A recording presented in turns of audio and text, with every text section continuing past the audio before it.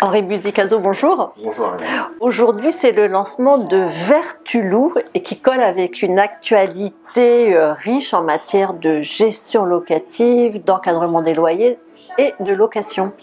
Oui, alors une actualité politique, très clairement, qui témoigne, et ça fait un an avec le rapport qui a été confié à Michael Nogal, ça fait un an qu'on voit bien que les pouvoirs publics, largement, de tous bords, considèrent que le marché des locations privées mérite qu'on en améliore le fonctionnement. Avec la proposition de loi que Michael Nogal a déposée il y a quelques jours à l'Assemblée nationale, avec aussi une deuxième proposition de loi qui peut faire sourire la communauté immobilière, et je pense qu'elle aurait tort de sourire. C'est le groupe des Insoumis à l'Assemblée, Jean-Luc Mélenchon en est le leader, qui vient de prendre l'initiative parlementaire pour rendre effectif le droit au logement, et même une troisième proposition de loi de Marie-Georges Buffet pour le groupe communiste qui parle aussi de maintien dans les lieux des locataires en difficulté dès lors qu'un mineur vit dans le logement. Donc on voit bien qu'il se passe des choses. Et puis les acteurs privés, en effet, de l'assurance, BC Immobilier et Construction, qui eux-mêmes n'attendent pas qu'un texte soit voté ou plusieurs pour moderniser leurs pratiques, faire appel au digital et moderniser les process de sélection des locataires. C'est un point très important. Donc initiative publique, initiative privée, aujourd'hui il y a une conjonction d'astres très claire, oui.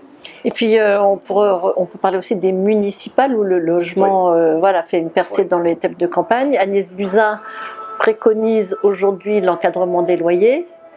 Oui. Alors, un premier satisfecit, là on parle des municipales à Paris, mais on pourrait constater que dans toutes les grandes villes, le thème du logement est central. Voilà. À d'autres échéances municipales, de mémoire, il a été moins présent. Il est très présent, c'est sans doute parti sur les programmes de logement qu'on va choisir, la personne pour qui on va voter à Paris ou à Bordeaux ou à Toulouse, voilà, ou à Lyon.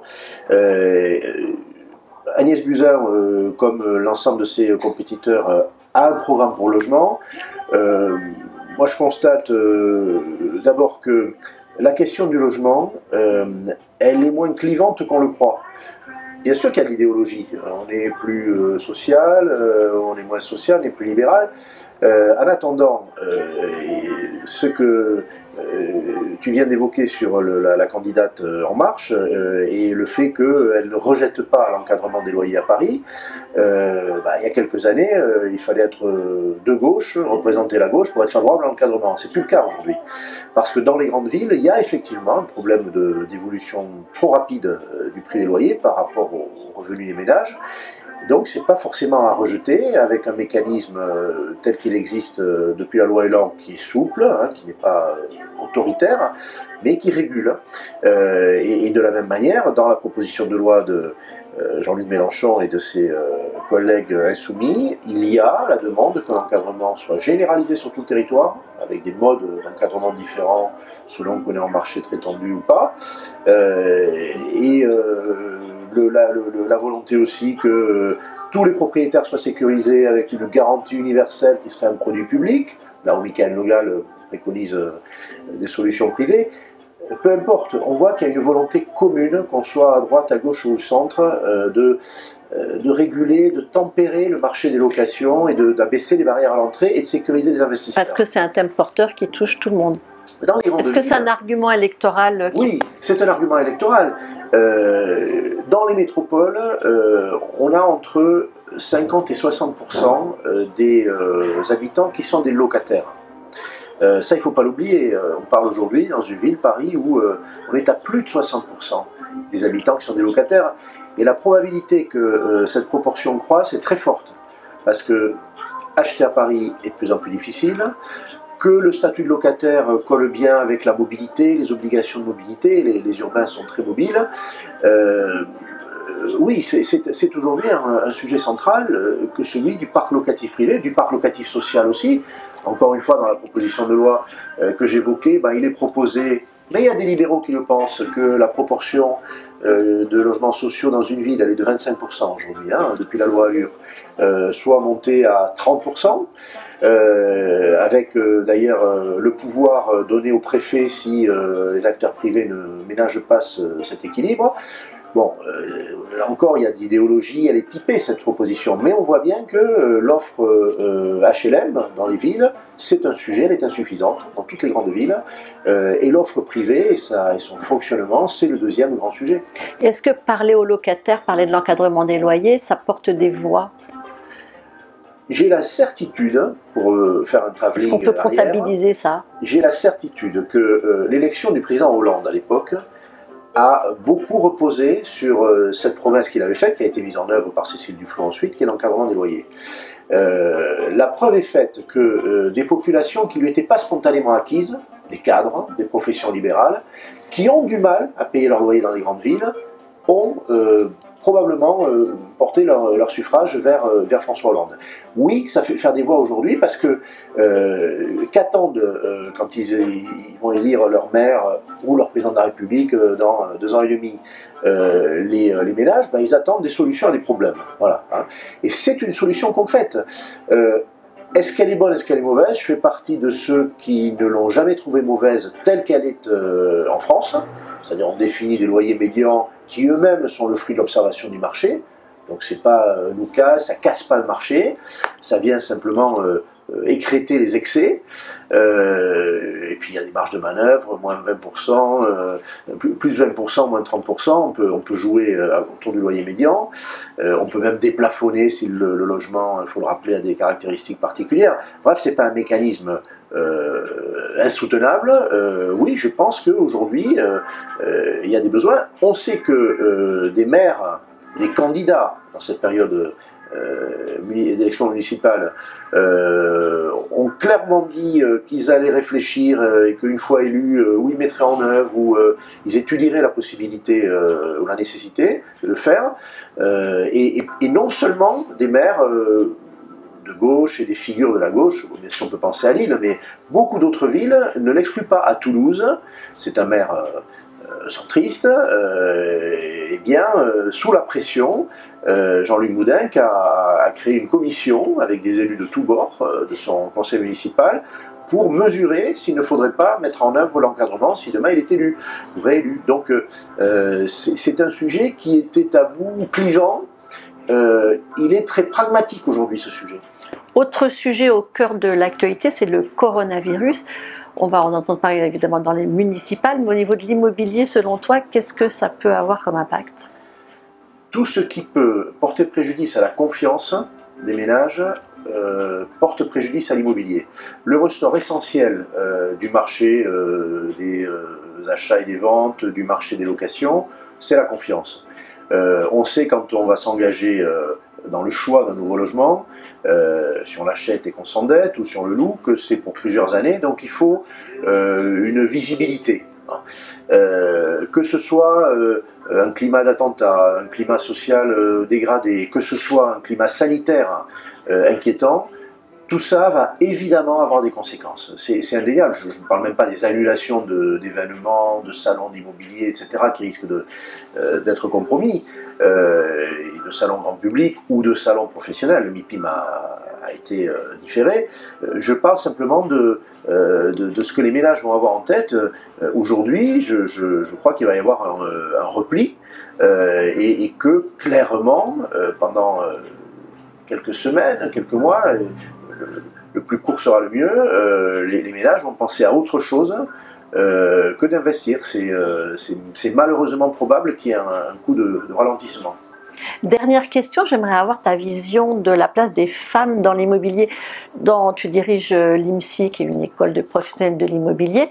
Elles sont combien quand elles arrivent au rang des étudiants, et puis qu'est-ce que ça donne à la sortie? Alors, à l'IMSI, je crois que c'est pareil chez mes confrères, hein, on n'est pas très nombreux opérateurs de la formation immobilière. Je cite volontiers l'ESI, l'École de la FNAIM ou l'ESPI.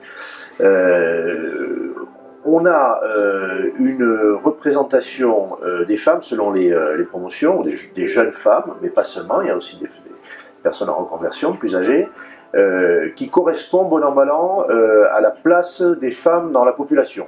Bon.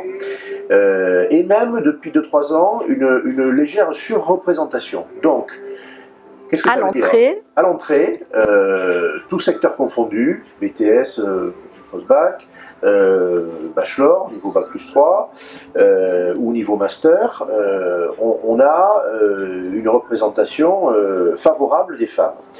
Et celles qui se préparent à être à des fonctions de responsabilité, voire de management ou de management supérieur, selon le niveau de formation, elles sont là. Elles sont là et elles ont envie d'entrer dans ces métiers et à ces fonctions-là. Qu'est-ce qui se passe après? Tout est là, c'est que le mécanisme dans les entreprises immobilières, peut-être plus que dans d'autres secteurs, je vais revenir, probablement ne favorise pas, comme il devrait le faire, la reconnaissance du talent qu'elles ont ou qu'elles n'ont pas. Hein, voilà. Et je crois qu'il y a encore une prime donnée aux hommes pour attribuer des fonctions de responsabilité. Donc quand on regarde le management ensuite, voire le management supérieur des entreprises, promotion privée, administration de biens, transactions, peu importe, on voit encore énormément d'hommes, et dès qu'on va, l'autre soir à ton invitation, Jean-Marc Torolion s'exprimait sur le sujet, dès qu'on va arriver à la représentation professionnelle, c'est-à-dire dans les fédérations, fédération des promoteurs, là encore, FNAIM, UNIS et d'autres, eh bien l'entonnoir va encore se fermer, et on va avoir très peu de femmes représentant les entreprises. Donc on a un appauvrissement, on part d'une base qui est large aujourd'hui. Elles sont là, les femmes, dans l'univers immobilier, elles sont bien présentes. Elles le sont beaucoup moins quand on va parler de responsabilité et encore moins quand on va parler de représentation professionnelle. Est-ce que les spécificités, elles tiennent, c'est un petit peu ce qui se passe dans l'ensemble de la société, mais il y a vraiment des spécificités dans le domain de l'immobilier? Il y a un machisme dans l'immobilier. Voilà. Je préfère que ce soit toi qui le dises. Mais je le dis bien volontiers, à regret, je ne suis pas un agent de ce machisme. Je crois vraiment qu'il y a une culture. Alors cette culture... ça vient de quoi? Déjà on la trouve, je dirais, dans la partie amont de ce secteur, c'est-à-dire dans le bâtiment. Il faut regarder d'ailleurs et saluer les efforts que la Fédération française du bâtiment a pu faire, hein, avec des très belles campagnes de communication puissantes, hein, qui n'étaient pas que des bonnes consciences, pour permettre à des femmes de penser déjà à des carrières dans le bâtiment.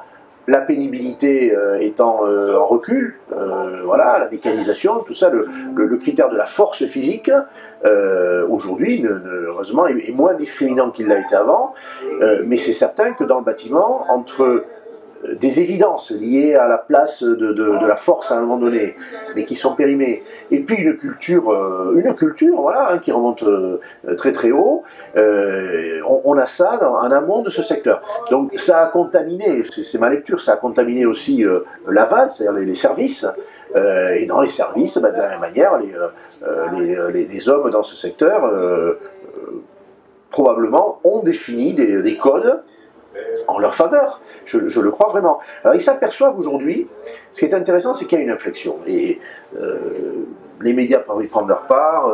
Sweetimo fait partie de ces gestes, je dirais, dans la communication, dans l'échange, qui conduisent à se demander si les femmes, au-delà de devoir être là par égalité, hein, tout simplement, n'ont pas un apport spécifique aussi. Moi, c'est ma conviction, pour avoir dirigé des entreprises immobilières. Je trouve que le regard que les femmes ont sur le service, sur la manière de l'apporter, sur la relation avec le client, la rigueur, très clairement, on est dans des métiers où il n'y en a pas assez de rigueur. Les femmes ont une très grande rigueur, elles sont dotées de qualité parce que la culture a fait qu'elles portent ces qualités-là plus que les hommes, et ces qualités diverses, on en a besoin. Donc elles font un apport particulier, spécifique. Dans le management, elles font un apport aussi, même si aujourd'hui on n'a pas envie trop souvent de les y voir. Je pense qu'une femme peut avoir un management plus intuitif, plus doux, plus intelligent, qui ne va pas reposer sur l'autorité. Les hommes, alors tout ça est culturel là encore, mais démontrent leur autorité avec l'idée de la discipline, de la hiérarchie. C'est comme ça et c'est pas autrement. Les femmes ont une autre approche du management. Et bien sûr, à l'arrivée, parce qu'on n'est pas, on est anormalement sexué. C'est la culture qui fait qu'on est homme ou femme, c'est pas l'anatomie. Après, dans les comportements, heureusement, les deux doivent se rapprocher. Et donc, les apports que les femmes peuvent faire dans des univers très masculins, ils sont précieux parce que derrière, il y a des évolutions de l'ensemble des collaborateurs d'une entreprise. Mais je pense que c'est à l'œuvre, ça ne va pas assez vite, mais c'est à l'œuvre, probablement d'abord dans les services. Je connais moins bien la situation actuelle dans l'univers du bâtiment, mais je crois, on voit quand même arriver aussi des femmes, la présidente de la Fédération des promoteurs, voilà, c'est une présidente, on voit des groupes significatifs dirigés par des femmes dans l'univers de la promotion, dans l'univers industriel. De la transaction. Chez les ascensoristes, enfin voilà, donc dans le côté industriel du logement. La situation change. Il me semble que il faudra reprendre la photo à date régulière, mais dans 5 ans, voilà, moi je donne cette échéance, je pense qu'on ne reconnaîtra pas notre secteur de l'amont à l'aval. Il aura fait une place beaucoup plus normale, beaucoup plus équitable aux femmes. Merci beaucoup Henri. Merci.